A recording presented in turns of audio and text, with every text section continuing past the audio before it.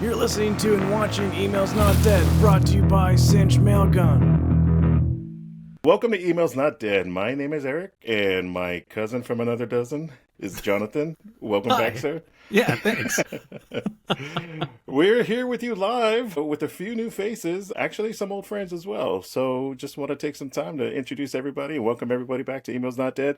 We have Brian Westnedge from Sift, the VP of Alliance and Partnerships. Brian, welcome back, sir. Thanks. Good to be back with you guys. Yeah, great to have you. Great to have you. And longtime listener, first-time joiner, Peter Trinder. He's the VP. I'm sorry, not the VP. I gave you a promotion there. He's the Principal Product Manager at Mailgun. Hey, Peter, how are you, sir? Hey, Eric, I'm doing well. I'd like that promotion, but... Yeah. Well, you're a VP in my eyes. That's what counts. That's what really counts. Yeah, and now we're coming at you live. Now you can get to see us. I'm your resident lumberjack email associate here, so I'm glad to be with y'all. So definitely now you know what's going on in our backgrounds. So yeah, but we're not here to talk about that. We're here to talk about... What are we here to talk about, Jonathan? We're going to talk about DMARC, the fun topic of 2024. It feels like through 2025 now. So it's just continuing the conversation. And not that we haven't been talking about it longer than that, because we definitely have been talking about it for so long now. Mm-hmm. It's just, every day it's more relevant. Every day it's a bigger and bigger thing.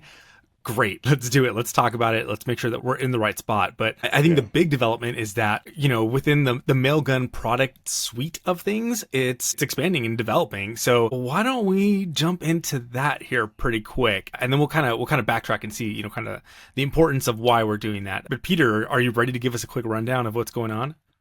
Yeah. So we're adding a DMARC integration into Mailgun, and we're doing this in partnership with Sift. Now, the reason for this partnership is that, Sift are DMARC experts, and DMARC, on the surface level, it appears to be a really simple solution, but once you get into the details, there's a lot of complexity there that if Mailgun were to put out an MVP, we wouldn't fully solve. And so by partnering with someone like Sift, we get things like BIMI, SPF flattening, and all this cool other functionality. But yeah, we're going to be the first ESP that has a single page where you can set up your SPF, DKIM, DMARC all in one place. If you just copy what's on the screen there into your DNS records, it's going to work no problem. So I'm really excited about that and just increasing adoption of DMARC for Mailgun users. It's awesome. And making it easy, that's what it counts, And then you did it with Brian, too, which Brian's awesome because we've talked to him a bunch. I mean, the last time we spoke with him was in regards to BIMI, which, the little checkbox that you got to do before that is get DMARC set up. So excited to be partners with you now, Brian. Yeah, couldn't be more excited. And I think Mailgun is making a real step forward in this area. You're going to be the largest mail platform monitoring DMARC on behalf of all your customers and making results available to them. It really is a giant step forward. I'm a total email geek and a DMARC geek, and it's really exciting to see Mailgun put this in place for customers. It's going to be hugely beneficial. I think we've all heard a lot about DMARC over the last year. The last time I talked to you guys, there was nothing. None of us had heard the term Yahoogle, right? So there's been a lot going on. So your timing is impeccable. Yeah, I think it's now like on birthday cards and stuff. So it's definitely making its way around. Yes. Well, it's definitely one of those things that, I feel it's a subject we've talked about, and it's just going to be one of those things that continues to be talked about because the requirements, authentication being a big thing, right? Like being a forefront for a lot of the email providers, just wanting to make sure that you are who you say you are. And this has been a thing since the beginning of email that, it wasn't a problem back in the day. It was kind of trying to be a little bit better. And, as things got worse, as people started, more abuse started going out, the landscape changed, and it's not what it used to be. And because of that, it's more important now than ever to do that and to make sure that the people sending are who they say they are. And how do we do that? DMARC is a great step to get there. And because it's such a big thing, because there's so many other pieces and other components to authentication in and of itself, we got to simplify. And I think that's the beautiful thing that what we're talking about today is because let's make it easy. Let's make it consumable. Let's make it so that everybody has availability to do that. And the more we do it, the more secure things get, the easier it is for even platforms themselves to start enforcing and really pushing that piece. And it takes away that barrier of entry of it being super complex or things breaking along the way. We feel like we need to talk about exactly what DMARC is. We can do a brief overview of What it is, so simply put, it's just a text record, a TXT record that's going to go into your DNS settings. Not that simple when you look at the high level view. You're definitely talking about a couple of other records. So we always want to make sure SPF records are going to be there. So SPF records is another TXT record, which we're going to talk about a lot. The TXT record that's going to identify what phone number you're calling from, I guess. That's kind of like your the caller ID, if you will. It's basically going to say these are the locations that are allowed to send as me. Very simply put, I don't want to get too complex and we don't need to get to the technical details, at least not yet, unless we need to. But that's what the SPF record does. The DKIM record is the other piece that's going to be the signature for it. So as an email is going out, you can encrypt some of that email. You can send that encryption along. You have a key that's set up publicly, and that's what you're going to put in your DKIM record. And then the provider, whenever they receive that message, they're just going to check it to make sure that, hey, this is the person that sent the message. Nothing has changed about this message. So we can receive it with confidence that this person actually sent this message. And when you combine those pieces, that's when, you get the DMARC beauty of it being fully authenticated now. You can check against both of those. And then me as a sender, as an owner of a domain, as an owner of a business, in whatever way, I can say, hey, look at my SPF, look at my DKIM. If it doesn't pass, if it isn't secure, if it doesn't look like it's me, don't accept it. Put it in quarantine, in the spam folder and, do various other things that I now have some control over. So I know it's a quick rundown, very simple, very simplified, and not a whole lot of technical detail, but that's the beauty of these records. That's really going to help toward that piece. Yeah. And I know right now, I'm sorry for monologuing. We're going to get through this real quick. But the next big piece is we have seen certain providers really push for this and started this whole Yahoo Go apocalypse. And as you can guess by the names, Yahoo and Google are the ones who really set this forth and set this in motion for senders really to adopt this and make this a priority for them to set up on their bulk emails, whatever they're sending that's in high volume. So is that it? Is that where it stops? I know I've heard rumors. Brian, do you have any insight that you can share about, stuff that possibly may be in the pipeline? All of us have heard Microsoft in particular over the last several months have stated, hey, we're going to implement our own sender requirements. They're coming. They're going to be at least as strict as Google and Yahoo. So I think marketers should probably be aware that's going to happen. Do we know exactly when Microsoft is going to do that? We probably don't. My best guess is in the first half of this year. It's been over a year now that Google and Yahoo have had their requirements out.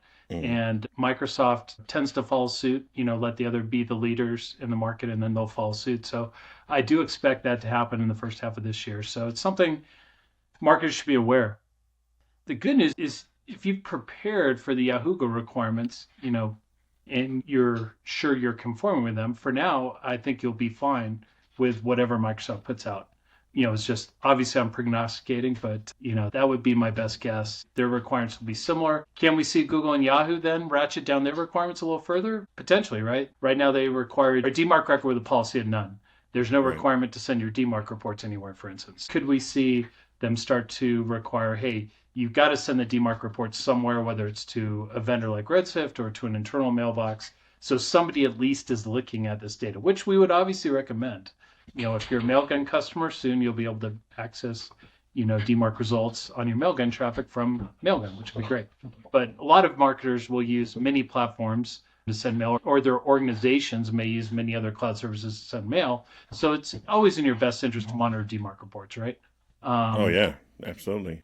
Again, hopefully this time next year when we're talking, Microsoft will be in the rearview mirror. They'll have implemented their sender requirements, and we'll be moving forward from there.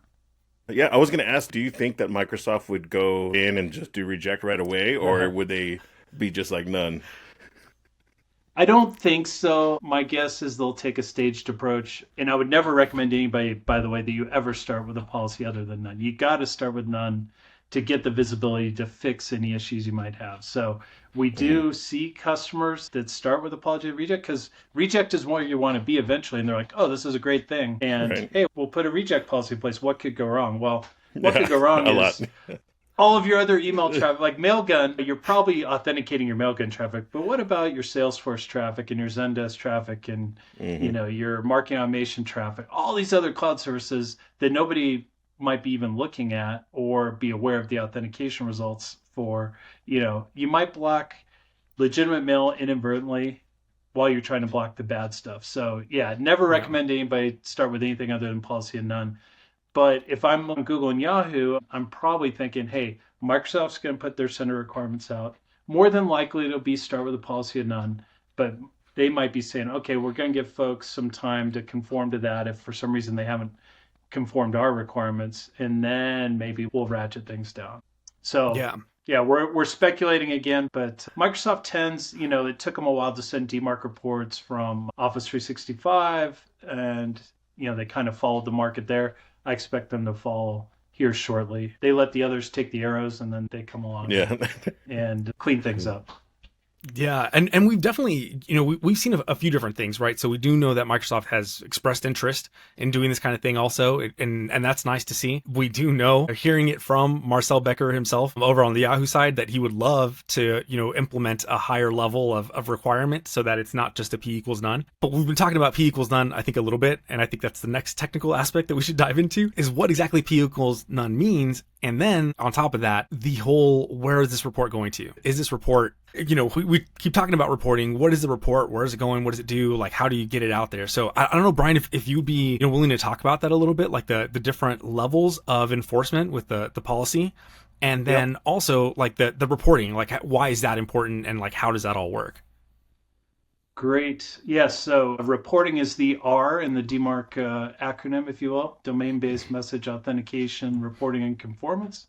Quite a mouthful. But yeah, the R is key because SPF and DKIM have been around forever. They don't have a reporting mechanism, right? Other than you sending a message and then looking at a header of a message to see, hey, did my message authenticate properly? So the R in DMARC is really critical to give you the visibility into your mail streams. A DMARC report itself it's an XML file.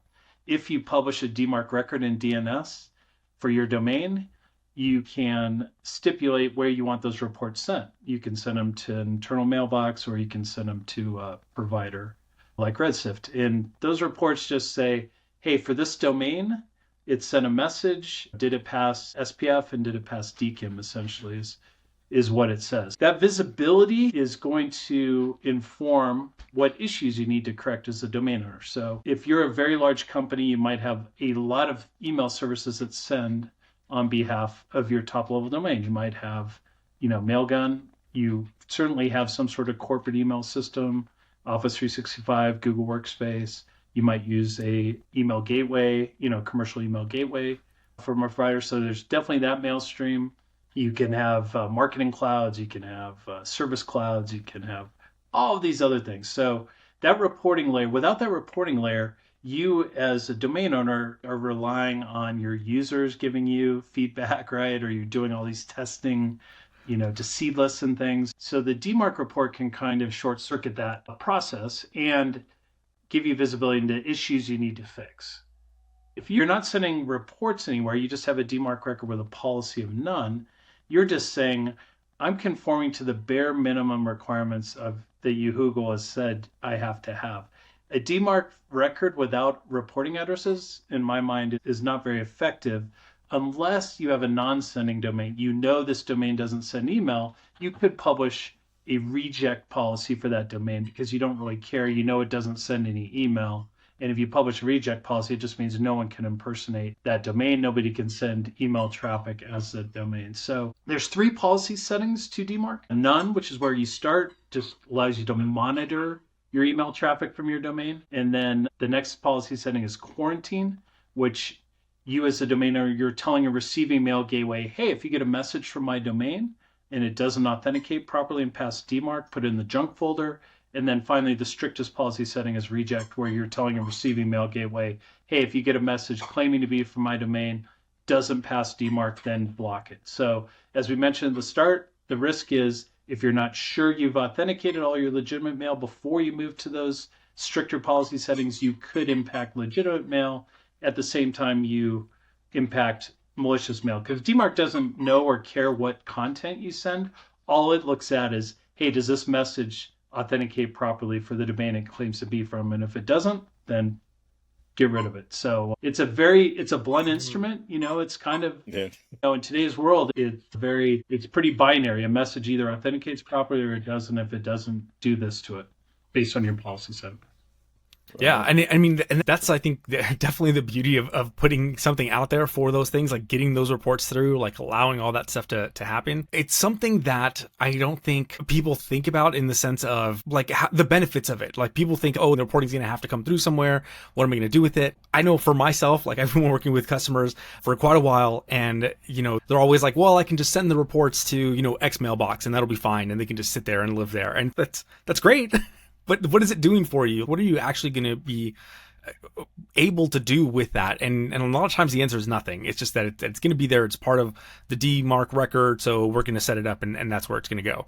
Yahoo and Google, again, like you just mentioned, Brian, like they didn't even require that. They were like, oh, you can just put a policy of none. Put a none there. Yeah. No reporting going anywhere, like totally fine. But it's not what's good and beneficial for the actual sender, where they can see that going. And I mean, I know because I've done it, where you can just send it to a mailbox, get that XML file, throw it into a reader, and then try to get some of that information back out of what exactly is happening. But it's never as good as when you can really organize it and see on a day-to-day basis, like what is happening with your email. And a lot of times, I mean, there's things that are even discovered in there, like how many people are forwarding your email. Have we ever looked at that, right? If you're sending over to a business or a school and you realize that, hey, all these emails are actually being forwarded to a different location. This is just almost like a domain that's there for the sake of having a domain that's going to be a customized mailbox, but really all the emails then going off to Yahoo and Google and everywhere else. Like that's super informational and that's good to know. So, as somebody who would be sending a lot of email, I would want to know that. So, set it up. If you do it to what the spirit of the rule is and not the letter of the rule, I think it's so much more helpful. And having that mailbox, having something where you can go and actually read those reports, super, super helpful. And again, we keep talking about it.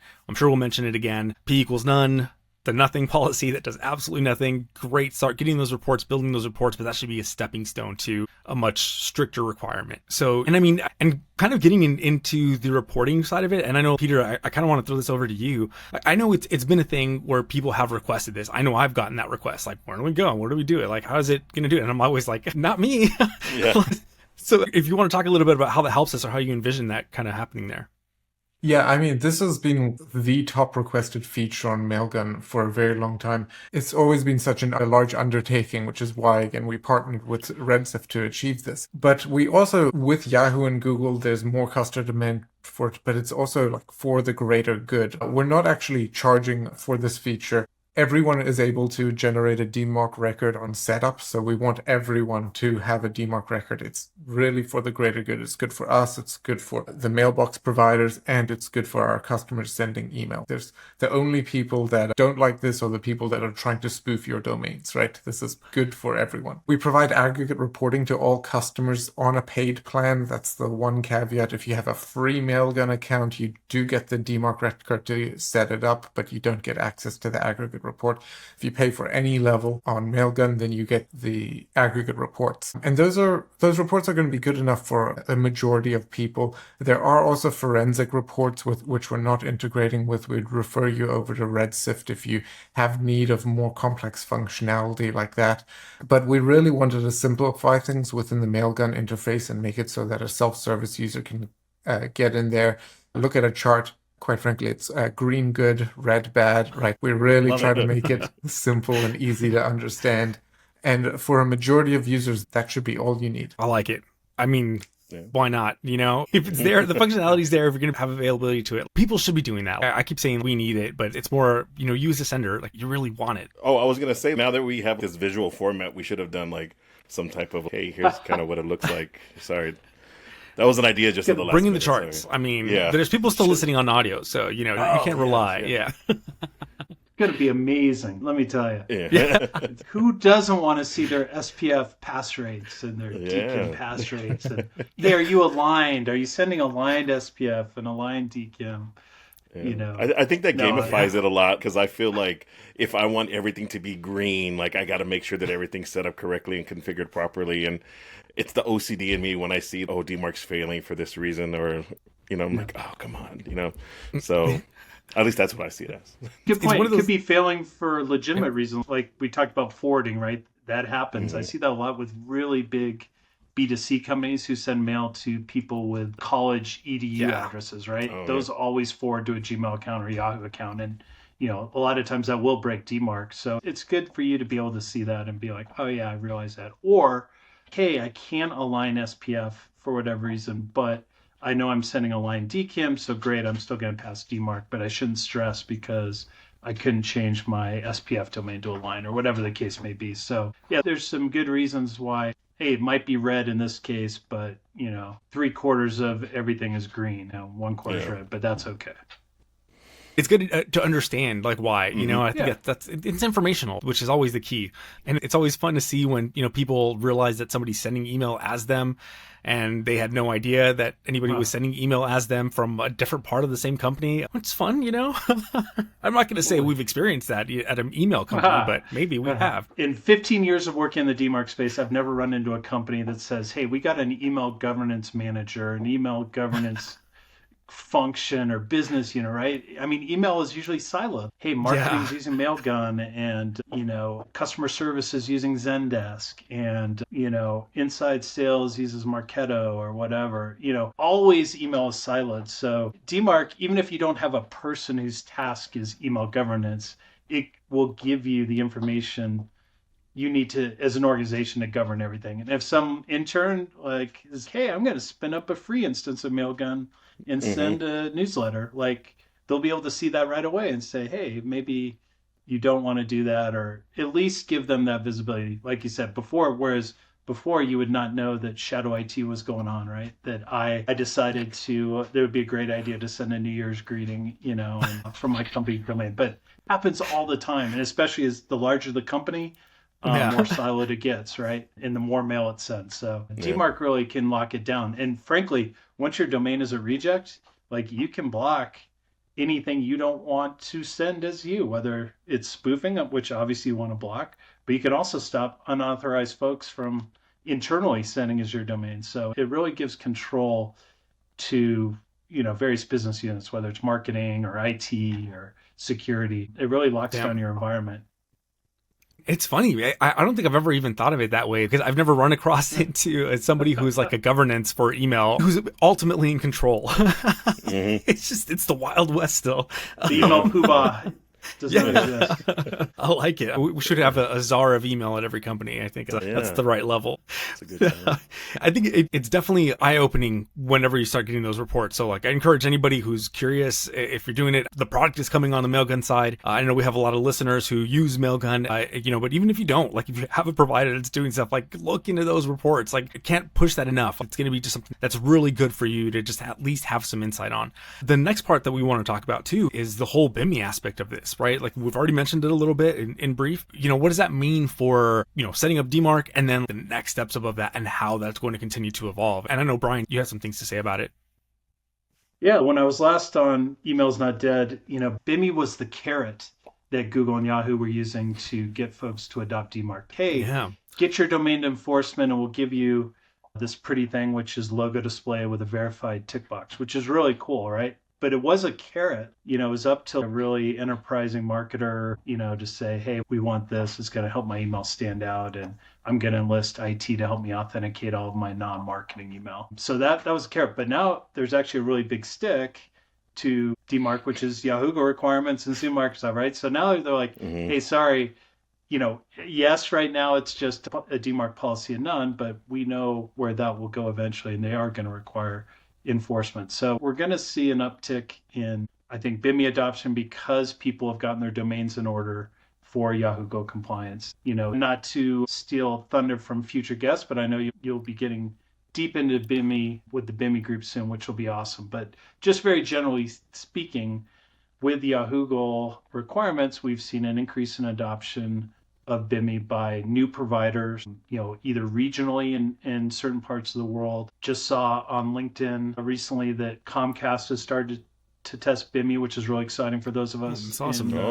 in the US, right? So expect to see them do it. Microsoft is still kind of the laggard on BIMI as well. Haven't heard anything about their BIMI plans. I wish I could say, yes, I have, but my guess is sender requirements will come first and then BIMI.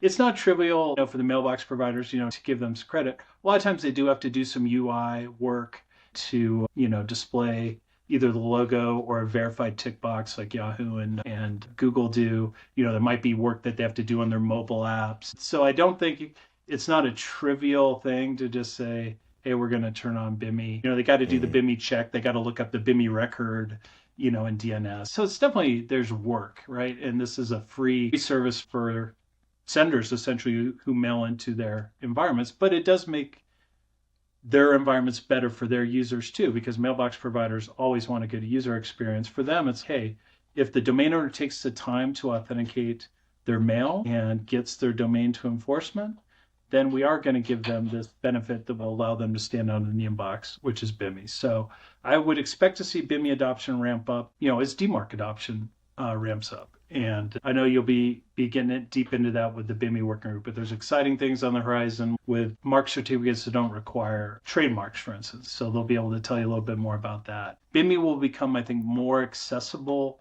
to more organizations. And today, anybody can put a BIMI record in place once their domain's at enforcement. They can test it at places like Yahoo that don't require, any sort of mark certificate. It's no cost for the sender. So, hey, my advice is anybody's listening, if your domain is at quarantine or reject and you send enough volume to Yahoo, put a BIMI record in place and test it and check your response. You can't hurt anything.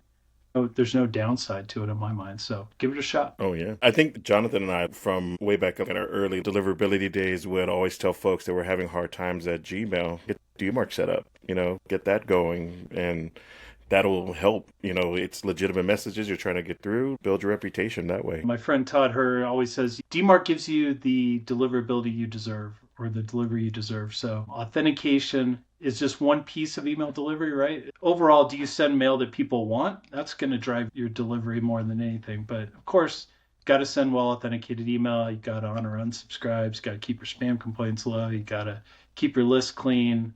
Got to have list unsubscribe headers, etc. There's all these things. Yes, authentication is a big piece of it, but it's only one piece, right? Doesn't absolve you from doing all the other good things that you should be doing for good email deliverability. But it is an important piece. And if you don't authenticate your mail, you're allowing other people to claim to be you, which you don't want to do. So stealing your rep. Yeah. Brian, as long as you've been in email, have you found that silver bullet? I think we get that question so much.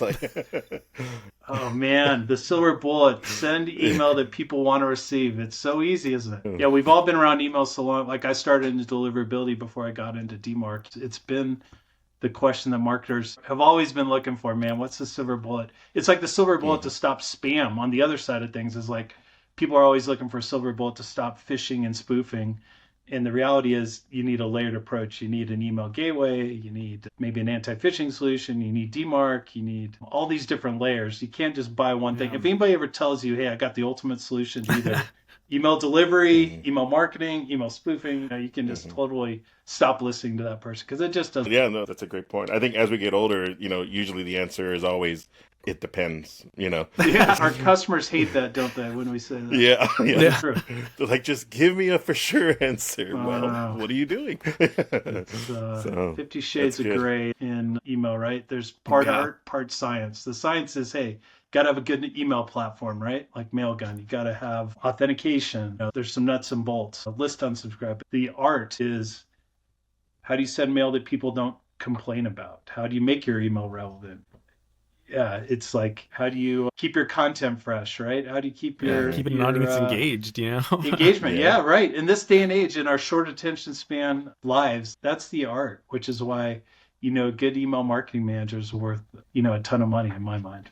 We were just talking about DMARC and we were saying, spammers are actually the best at having proper DMARC records set up, right? Because it's such an easy thing for them to do. You're spinning up a spam domain, you set up a DMARC record, P equals reject, no problem at all. So yeah, definitely not a silver bullet, but it stops them from doing that to you. And to kind of come full circle on that, when we talk about the BIMI piece, I think that's just one of those things that right now we're seeing some of the early adopters, right? Like those are the ones that are really doing something with it right now. And to me, it calls out my attention, and that's for sure, because I'm going to call myself out. I'm Apple fanboy, and I'm one of those people that uses Apple Mail for their primary everything. Like it just feeds into one spot. And they've started to even implement the logo system within there, so you can see who's coming through. And they always try to categorize things also, where it's, you get the little building for what they think is a business. And, if it's an airline, they're going to put a little airplane next to it. But then when you see the actual logo for, who that sender is, that's above and beyond. You're like, I know exactly who that is. I know exactly what they're sending to me, I know it's actually them, and that calls it out even more. So even from, someone like me who works in email, like when I see that, I'm going to click on that one. I know what that is. It gives me confidence as a consumer that it's not a phishing email, right? That logo means that it's 100% legit and that I can trust the content. I know we have Bimmy Group coming on soon with Matt V, our old homie, but it's so cool now if you go into Apple Mail to see when you click on like a verified logo now, especially from Target or whatever, anything from that's got a Bimmy record, Apple will give you a description of what Bimmy is now if you click on it. And I think that is the coolest thing. It's because, okay, now you're finally like educating viewers, users, and consumers like what this is. Creating, better receivers for email now for people to be like, okay, this is legit. Now we're creating better viewers essentially and knowing, okay, that was a phishing email. That was a spoof. Okay, now I know what's legit, what's not legit. So that's something that I'm loving right now. But I had to bring that up. It's so cool. Yeah. And Bimmy built into the new Apple Mail on your iPhone, right? If you check your mail with a .mac address or .iCloud or .me, you'll see Bimmy logos in your inbox as you're scrolling just native Apple Mail. It's so cool. Yeah, I love it. I love it because I'm spiritually the old man of the group, I feel. And I mean, I'll just get in there, and if I've let my inbox get out of control, I can just do a fast scroll, look for the little USPS icon and see what mail is coming into my mailbox that day for snail mail. So that's all I'm looking for. But it's nice to see that they have it. They're doing it. Snail mail catching up with emails. Finally, it's about time. It is about time. It's nice. Yeah. The best of both worlds. And we're catching up with social, right? Our social platforms have had the verified concept for a long time, and now it's coming to email. So, like I said, it's about time. Yeah. DMARC, everyone should implement it. It's for the greater good. Where, Mailgun isn't releasing DMARC for monetary reasons. We want everyone to use it, and we want it as cheap and accessible as possible. So please, if you don't have a DMARC record, set it up. It's just good for everyone involved. Right. Sorry, and Peter, if you don't mind saying when we'll be able to see a lot of these changes in Mailgun. It should all be out by the end of March. Right. 2025. And Brian, anything from the Duke of DMARC? I think, like Peter said, DMARC makes the email ecosystem better, right? It helps ensure trust in legitimate mail, gets rid of bad mail, makes the world a little better, reduces the number of calls we get from our friends and family asking us if this message is legit or not. And, we still might not be able to explain Bimmy and DMARC to our families, but at least we can kind of say, hey, we work in an ecosystem that keeps fake email out of your inboxes and make sure you get the email you want. So I think that's what all of us want ultimately is like, hey, let's have a good experience for both people that send email and a good experience for people that receive email from us. Yeah. Absolutely. Otherwise, that's what we try doing? to do here. Yeah. Like we try to inform people how to be better citizens of the internet. So yeah, absolutely. If anybody has questions or wants to reach out to either of you, Brian, where can they reach out to you at? Brian.Westnedge at redsift.io. redsift.com/Bimmy if you want to check your domain and see if it's using Bimmy or using DMARC. That's a really easy way to do it. And soon, log into Mailgun. Check it out. Nice, right on. Peter, if anybody wants to reach out to you or get your feedback or talk about how to build an engine. Well, yeah, we can talk about Miadas later, but we monitor all of the feedback on feedback.mailgun.com. So if you leave any responses there, we'll see them. We'll respond if you're nice. If you're not nice, which is very often, we may still respond, but yeah. Yeah, we incorporate feedback from that site all the time. So anything within the UI, there's a link to it from within the Mailgun UI, but feedback.mailgun.com is a bit easier to remember and get to. Nice. And Thomas, if anybody wants to find us and find out more about us, where can they find us? Yeah, you can definitely go over to mailgun.com/resources/podcasts, and you can find this season opener for season 6 of Emails Not Dead. And also, this is our inaugural video episode, so we have gone video and viral, y'all. Look at our beautiful faces. Now you can see us. We're definitely bringing this over to the video side of the world. So you can also go to Mailgun's YouTube. Just give us a Google and you should be able to find us to be the first one. But yeah, and make sure you go check out redsift.com for all these updates with these DMARC integrations and mailgun.com as well. Yeah. Right on. From in your ears and now on your eyes. Be excellent to each other, folks. Take care. This has been a production of Cinched Mailgun. Learn more at mailgun.com.